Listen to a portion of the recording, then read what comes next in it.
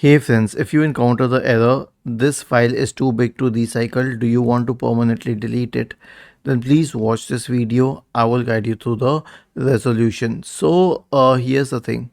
If you right click on the recycle bin, select properties, you will notice that it has a certain maximum size.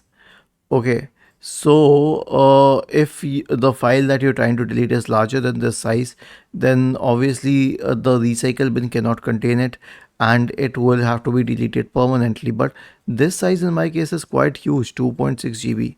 But you can increase it to, let us say, I would say you can increase it to 5 GB or something. So if it is not working, you can increase the maximum size to fit the file size which you wish to delete. But you need to understand that this also allows the recycle bin to store more items for longer, and this is taken from the C drive, the space on the C drive. Was this helpful? If yes, then please subscribe to the channel. If not, then let us know in the comment section of the video on how we could help you further. Thank you for watching this video and have a nice day.